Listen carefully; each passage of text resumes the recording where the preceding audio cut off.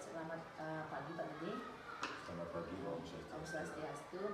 Hari ini sesuai dengan jadwal penampilan individu keempat, saya akan menemani Pak Dede melakukan kegiatan pembelajaran di kelas Pak Dede. Bagaimana Pak Dede, sudah siap untuk melaksanakan pembelajaran di kelas Bapak? Astagfirullah, siap untuk hari ini. Nah, sebelum kita melakukan kegiatan pembelajaran di kelas Pak Dede, ada beberapa hal yang ingin saya tanyakan.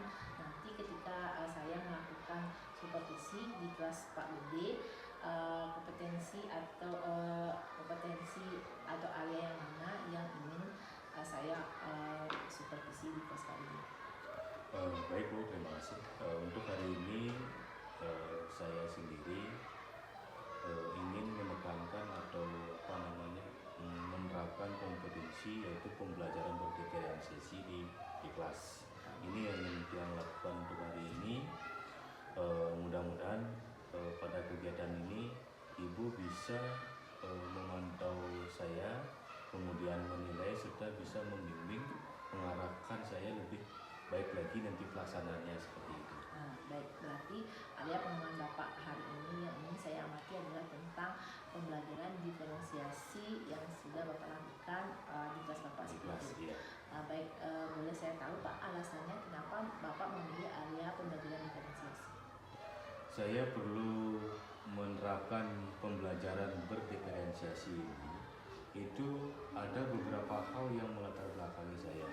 Satu, memang sesuai dengan tema atau pembelajaran untuk hari ini, yaitu ilmu pengetahuan alam dan sosial atau kita sering sebut dengan IPAS di kelas 5 semester 1. Ini sangat relevan dengan relevan dengan penerapan pembelajaran diferensiasi. Itu alasan pertama.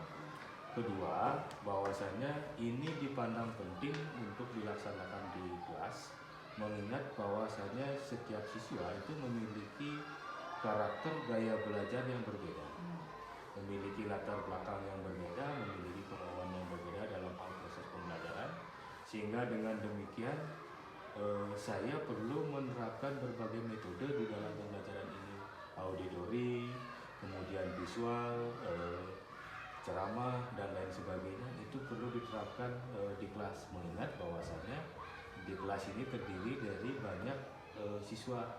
Sekali lagi, mungkin dari latar belakang yang berbeda, gaya belajar yang berbeda, karakteristik mereka berbeda. Makanya saya memilih pembelajaran berdiferensiasi ini seperti itu. Baik, bagus sekali Pak. Berarti Bapak memang ingin meningkatkan bagaimana kompetensi Bapak nantinya dalam melaksanakan metode berdiferensiasi ini, seperti itu ya Pak. Nah, boleh saya tahu Pak bagaimana sistematika Bapak nanti, atau bagaimana Bapak sendiri terhadap apa yang akan Bapak kembangkan hari ini? Bagaimana sistemnya? Baik Bu, masalah sistem dan yang saya kembangkan pada hari ini, di langkah awal adalah saya membuat rencana pembelajaran, seperti membuat RPP, belajar, media, dan lain sebagainya. Dan selanjutnya nanti kalau sudah di kelas, langkah-langkah pembelajaran kita mulai dari kegiatan awal, kemudian di kegiatan inti. Nah, di dalam kegiatan inti inilah nanti saya akan menyelipkan pembelajaran diferensiasi. Kalau memungkinkan nanti saya akan menayangkan video itu sebagai bentuk daripada pelaksanaan diferensiasi. Kemudian selanjutnya adalah di pembagian kelompok dan pemberian LKBD. Ini juga bagian dari diferensiasi proses kalau tidak salah. Nah, dari pembagian akan menghasilkan yang namanya diferensiasi produk. Nah, ini adalah bentuk daripada atau implementasi daripada pelaksanaan pembelajaran diferensiasi seperti itu. Kira-kira seperti itu, dan terakhir nanti ada kegiatan penutup, penguatan di situ yang munculkan, termasuk refleksi, dan yang terakhir adalah penilaian seperti itu. Baik, terima kasih Pak Dede, sudah sangat bagus sekali dan sangat menarik dari apa yang Pak Dede paparkan hari ini tentang pembelajaran yang akan Pak Dede laksanakan di kelas Pak Dede. Sesuai dengan jadwal, saya akan melaksanakan supervisi di kelas Bapak hari ini, yaitu di hari Sabtu tanggal 12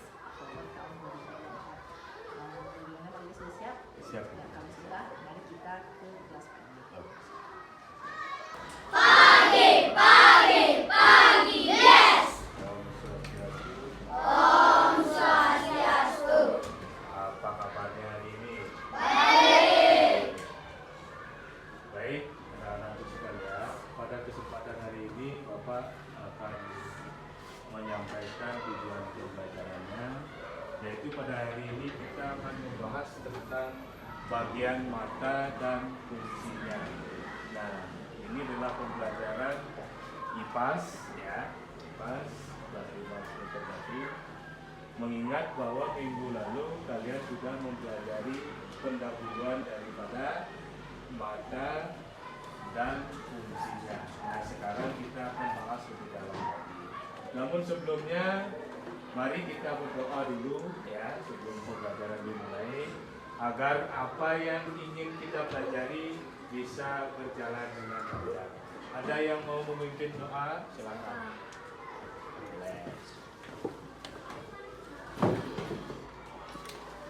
Ambil sikap sempurna ya.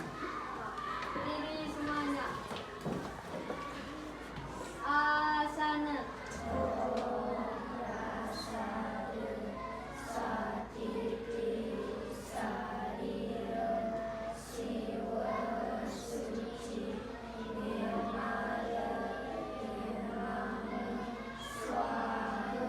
Pranayama.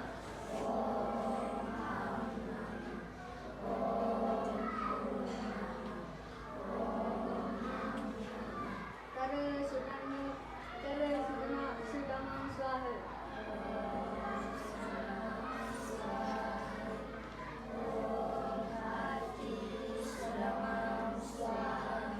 Berdoa mulai.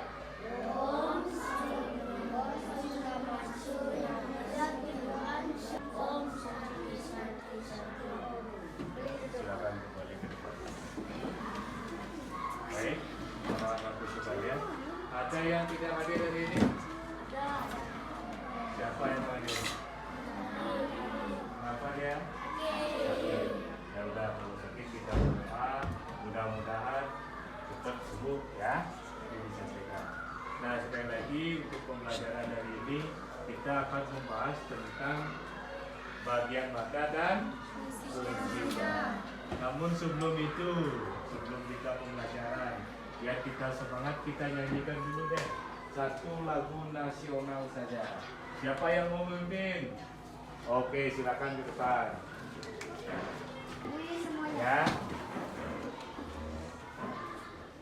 Garuda Pancasila. Mulai.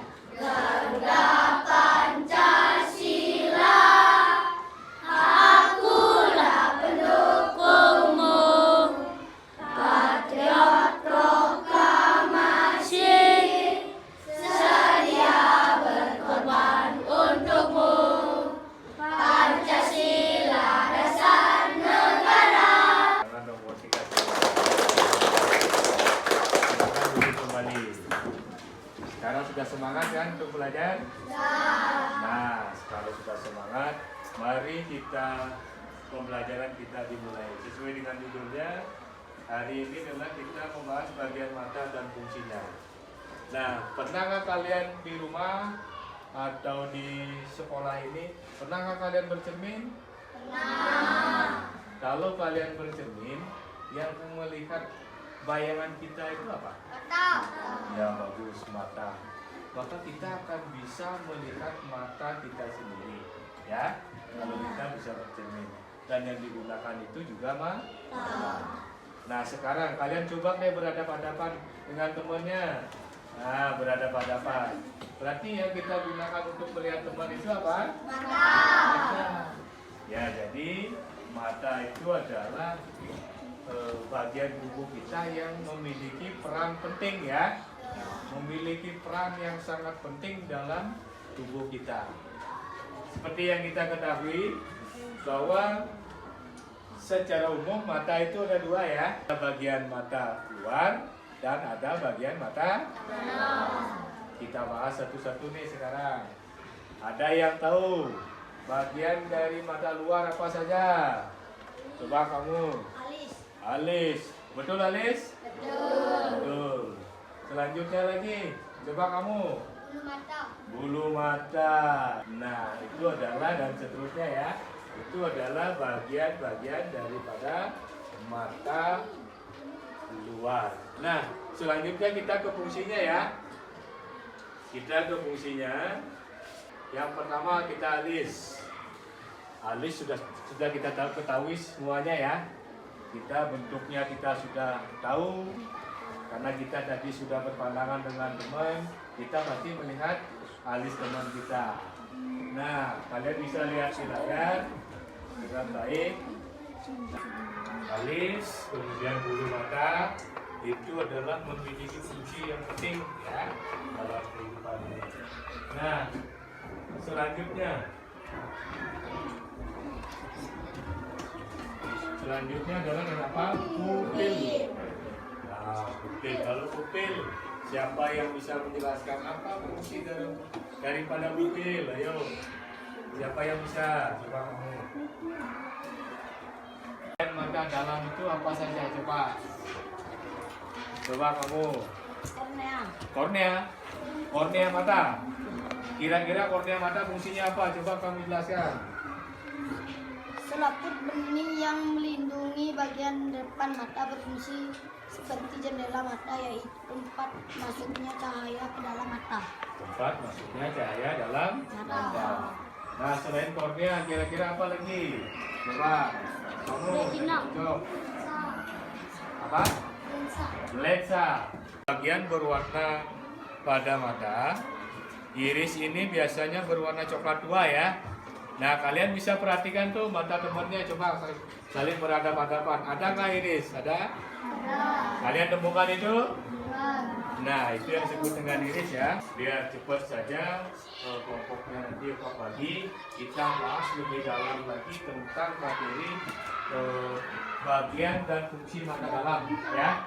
Nanti sambil kalian berdiskusi dengan teman, nanti Bapak akan memberikan penjelasannya lebih lanjut. Untuk itu Bapak akan bagi kelompoknya menjadi 4 ya. Kita berdiri, kita lembaskan otot kita dulu ya. Yuk, silakan. Boleh. Teman-teman, mari kita berdiri sebentar.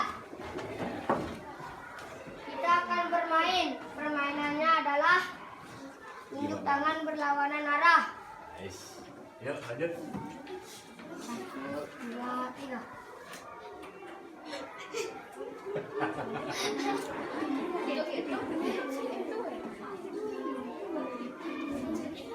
Ayo, lanjut terus. Yang lain fokus. Lihat yang di depan. Berlawanan katanya, berlawanan. Salah. Ayo. Nah, lanjut lagi dikit. Masih banyak yang salah. Terus. Iya. Lagi. Ayo, kelompok 1. Silakan ke depan. Silakan presentasikan. Silakan maju ke depan lagi dikit ya. Pas. Yang lain coba dengarkan. Jangan ribut, dengarkan temannya, nanti berikan tanggapan ya. Kalian boleh bertanya, boleh juga memberikan saran, boleh juga mengkritik ya. Kami dari kelompok 1 menjelaskan tentang mata. 1. Retina. 2. Retina. 3. Saraf mata. 4. Otosiliaris. 5. Iris. 6. Pupil. 7. Lensa. 8. Kornea. 9. Kornea. Coba. Ini namanya retina. Ini namanya retina. Pelan-pelan. Ini saraf mata. Ini otosiliaris. Ini iris. Ini pupil. Ini lensa. Ini kornea. Ini kornea. Otosiliaris. Itu ya.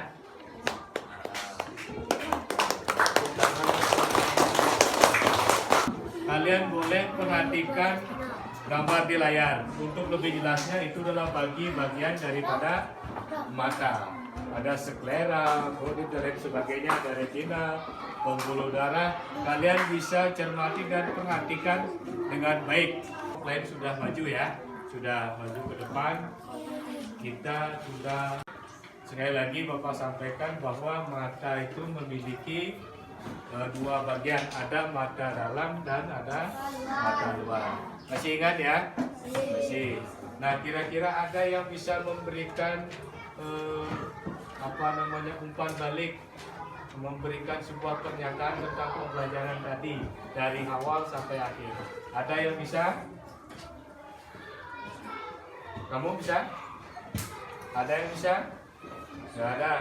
Sama seperti yang Bapak bilang tadi, bahwa pembelajaran hari ini dari awal sampai akhir kita membahas tentang apa? Tentang bagian mata dan fungsinya. Salah satunya Bapak ulang lagi nih. Alis berfungsi untuk apa?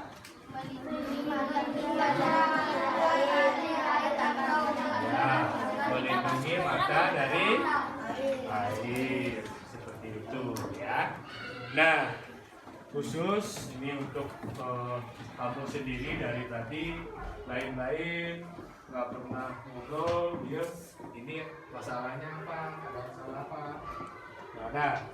Kalau tidak ada, semestinya semangat ya dalam belajar. Tidak boleh bengong.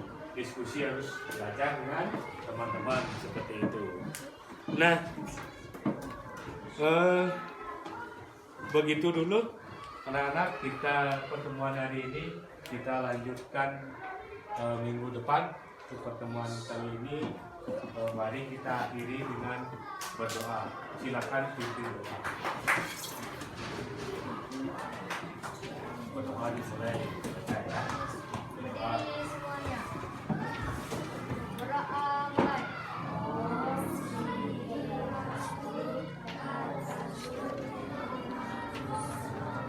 Sudah, silakan kembali ke tempat. Itu saya laksanakan, tidak saya laksanakan. Itu saya sangat rasakan tadi. Nah, salah satu yang tidak saya laksanakan itu tadi adalah asesmen awal juga tidak saya lakukan. Sebetulnya hal itu adalah hal penting menurut saya. Tidak saya sampaikan, sudah kekeliruan saya. Kemudian di kegiatan inti juga banyak sekali komponen yang tidak saya sampaikan, termasuk di akhir di penilaian juga tidak sempat yang sampaikan. Nah, jadi mengingat bahwa apa yang saya laksanakan tadi masih jauh dari sempurna, maka saya juga membutuhkan kritik dan saran dari Ibu untuk membangun motivasi saya supaya lebih semangat lagi saya untuk mengajarnya. Kemudian prosesnya nanti biar betul-betul sesuai dengan prosedur yang ada. Nanti mohon Ibu yang memberikan pandangan seperti apa, memberikan jalan seperti apa, seperti itu kira-kira. Itu pendapat Bapak. Itu kan hal yang perlu yang nantinya akan Bapak tunjukkan. Yang sudah baik menurut Bapak dari pembelajaran Bapak. Yang sudah baik. Saya tidak bisa menilai diri saya sendiri. Yang jelas kalau masalah baik, saya bisa dikatakan baik apa yang saya lakukan. Namun sekali lagi banyak hal yang masih kurang dalam pelaksanaannya, termasuk banyak sekali komponen yang saya tinggalkan, step by stepnya itu tidak sesuai, itu saya rasakan gitu. Tapi secara umum saya bisa katakan itu sudah baik gitu. Nah, dari tujuan kita melakukan observasi hari ini, yaitu tentang pelaksanaan pembelajaran diferensiasi, menurut Bapak bagaimana pembelajaran yang Bapak lakukan tadi, apakah sudah sesuai dengan pembelajaran diferensiasi menurut Bapak?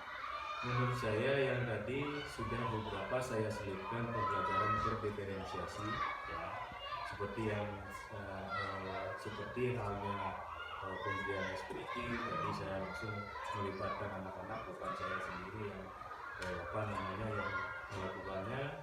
Kemudian saya juga membagikan LKPD kepada anak-anak, membagi kelompok, sehingga itu merupakan proses daripada diferensiasi.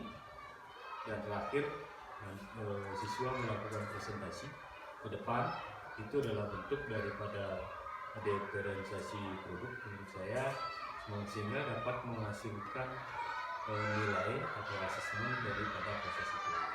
Begitu kira-kira masuk ke pembelajaran diferensiasi yang saya laksanakan tadi.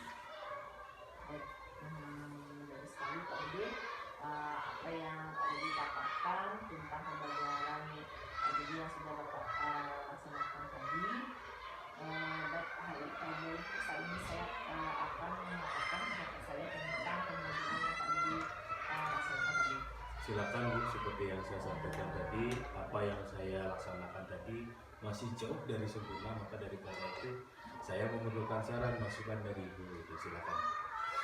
Secara umum pembelajaran Pak Ide sudah berjalan dengan baik.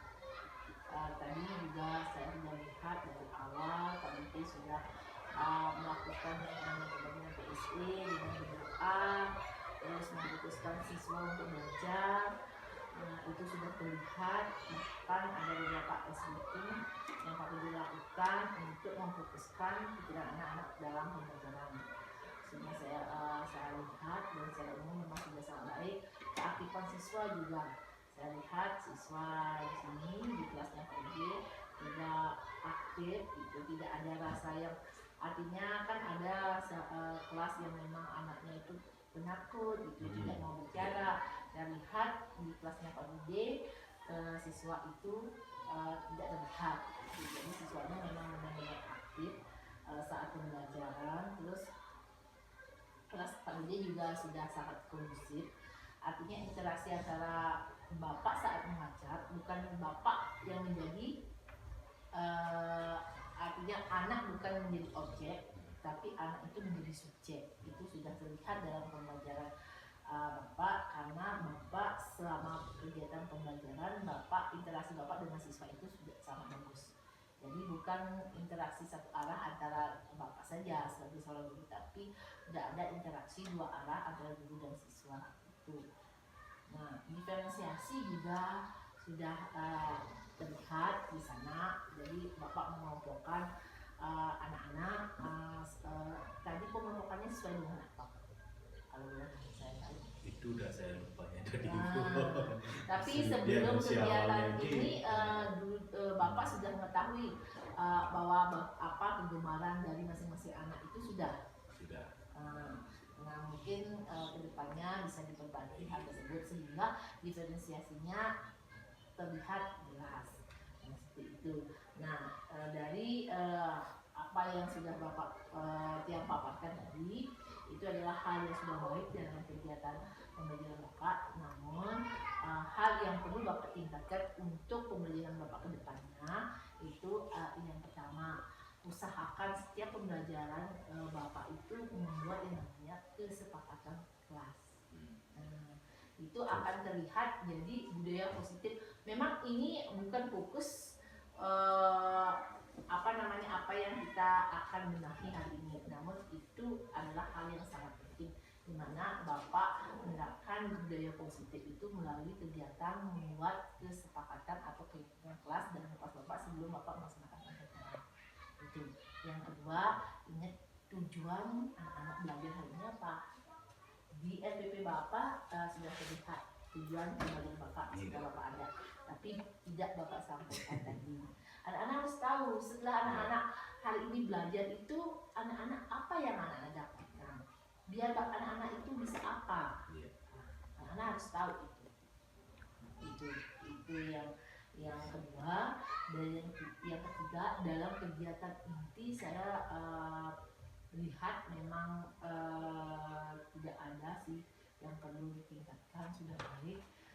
Interaksi sudah ada, artinya guru sudah ada dua arah interaksi yang sudah sangat bagus itu. Namun diferensiasi yang sudah saya masih bingung, karena diferensiasi yang Bapak terapkan tadi itu kurang terlihat jelas.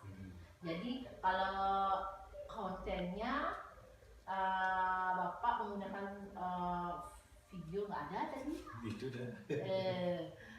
Padahal di sini ada ya video. Itu. Jadi sudah terlihat dalam modul ajar Bapak, cuman belum terlihat dalam pembelajaran Bapak. Itu yang ketiga. Dan keempat, Bapak di akhir pembelajaran sudahkah melaksanakan refleksi? Tadi menurut Bapak? Penguatan ada dikit ya. Nah, penguatan ada. Bapak menguatkan lagi materi apa yang Bapak berikan. Sebenarnya penguatan itu mirip dengan refleksi, Pak. Nah, itu. Namun bedanya apa? Kalau ketika Bapak melakukan penguatan, itu interaksinya Bapak yang memberikan.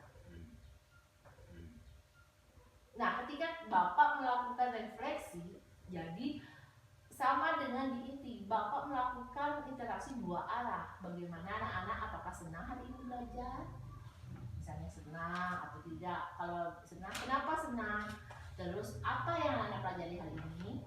Jadi bukan guru yang kita sekarang tadi sudah belajar tentang ini. Itu yang saya tangkap tadi dalam pembelajaran Bapak. Benar. Bapak yang menerangkan kembali yang Bapak sebut dengan penguatan. Itu bagus ada penguatan, namun alangkah baiknya refleksi itu jangan ditinggalkan. Itu adalah bagian akhir di pembelajaran yang sangat penting dan bahkan harus Bapak lakukan setiap pembelajaran Bapak. Nah, dari refleksi itulah yang nantinya Bapak akan bisa menggali apa sih yang kurang dalam pembelajaran saya. Anak-anak itu senangnya apa? Tahu di sana. Oh, tadi saya belajar seperti ini, Pak. Saya nggak senang, Pak. Soalnya tadi pembelajaran Bapak seperti ini. Apalagi saya lihat dalam kegiatan pembelajaran Bapak, anak-anak Bapak itu artinya nyaman. Tidak ada rasa apa itu takut untuk ngomong. Saya lihat juga anak-anaknya belajar sambil diskusi, tidak ada rasa takut. Itu artinya kalau itu adalah modal utama ketika anak-anak sudah nyaman dalam belajar, jadi kita bisa tahu, kita lebih gampang untuk melakukan pembelajaran. Itu yang saya lihat. Jadi refleksi dan benar apa yang Bapak katakan tadi di awal itu bahwa Bapak tidak melakukan asesmen awal. Biasa itu. Terus penilaian di akhir juga Bapak belum kelihatan, padahal bisa juga Bapak ada. Nah, sudah saya cek tadi. Mudah-mudahan hal-hal penting seperti itu tidak Bapak lupakan dalam kegiatan pembelajaran Bapak selanjutnya. Seperti itu. Baik Bapak, itu komentar dari saya. Bagaimana Bapak menanggapi apa yang saya paparkan tadi tentang pembelajaran Bapak? Silakan. Terima kasih Bu. Apa yang Ibu sampaikan tadi semuanya betul dan saya merasakan hal itu dari awal. Asesmen diagnostik tidak saya lakukan, termasuk refleksi juga tidak, itu saya rasakan, dan terakhir adalah penilaian memang betul seperti itu. Dan terima kasih atas masukannya dan koreksinya. Mudah-mudahan dari pengalaman ini ke depan saya lebih baik lagi dalam penerapan pembelajaran diferensiasi ini. Begitu. Terima kasih. Baik. Nah, Bapak, dari apa yang Bapak paparkan tadi, berarti Bapak sudah mengetahui hal-hal apa yang perlu Bapak tingkatkan dalam pembelajaran Sudah. itu. Nah, dari apa yang perlu Bapak tingkatkan tadi itu, hal apa yang akan Bapak lakukan untuk menindaklanjuti hal-hal yang perlu Bapak tingkatkan dalam pembelajaran Bapak? Yang pertama, saya ingin merencanakan hal pembelajaran apapun itu mematangkan lagi. Artinya apa? Supaya perencanaan itu betul-betul matang. Itu pertama. Yang kedua, nanti di pelaksanaan saya akan berusaha sedetail mungkin untuk memperhatikan langkah-langkah daripada proses pembelajaran, terutama pembelajaran yang bermotif seperti ini, pembelajaran berdiferensiasi ini. Nah, sehingga dengan dua cara ini perencanaan yang matang, kemudian pelaksanaan lagi lebih detail, saya rasa mudah-mudahan bisa berjalan dengan baik, bisa memenuhi semua syarat yang disebut dengan pembelajaran berdiferensiasi seperti itu. Itu dari diri Bapak, apakah ada kegiatan yang akan Bapak lakukan untuk memantapkan pembelajaran Bapak? Misalnya membaca modul kembali atau diskusi dengan Bapak seperti itu? Nah, itu adalah hal rutin yang saya lakukan ketika menemukan permasalahan ataupun ingin merencanakan sesuatu. Pasti diawali dengan diskusi ringan dengan teman sejawat, sudah pasti. Yang kedua, mencari sumber bahan ajar atau referensi lagi, baik itu dalam proses pembelajaran maupun sumber materi, itu pasti saya cari. begitu memang dari dulu langkah kami, tapi yang jadi persoalan ke depan itu adalah di diri saya sendiri penerapannya, padahal komponen pendukungnya sudah penuh dari teman, dari buku, internet dan lain sebagainya, dari sarana prasarana sudah ada. Yang jadi persoalan adalah penerapannya, yang menerapkan adalah saya sendiri. Begitu itu Bu ya. Nah, itu jadi berarti saya tangkap bahwa apa yang menjadi tantangan Bapak adalah fokus pada dalam diri seperti itu. Nah, dalam diri mungkin bisa dipaparkan maksudnya berfokus dalam diri itu apa saja Pak? Karena dalam diri yang saya maksud adalah ketika saya mengajar itu dari dulu itu kadang-kadang saya tidak memperhatikan langkah-langkah pembelajaran ini.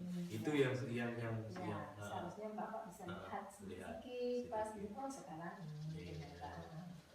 itu yang sebenarnya permasalahannya.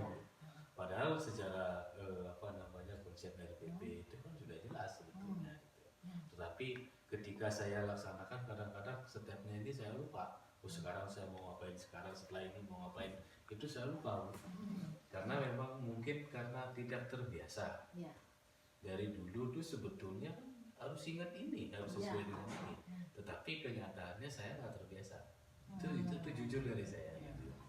Jujur karena kadang-kadang masuk kelas kita pendahuluan pasti. Di sini yang kadang-kadang berkeliaran, belum lagi di akhir gitu. Nah, untuk mengatasi hal tersebut, hal apa yang mungkin akan Bapak laksanakan ke depannya? Untuk mengatasi tadi kelupaan dengan rencana apa yang sudah Bapak tuangkan dalam modul ajar? Yang pasti akan berusaha setedal mungkin, nanti akan berusaha setiap pembelajaran itu melihat sekali lihat RPP modul ajar begitu, mungkin adalah cara saya untuk kedepannya. Baik, bagus sekali Pak apa yang sudah Bapak paparkan tadi, tindak lanjut apa yang akan Bapak laksanakan ke depannya.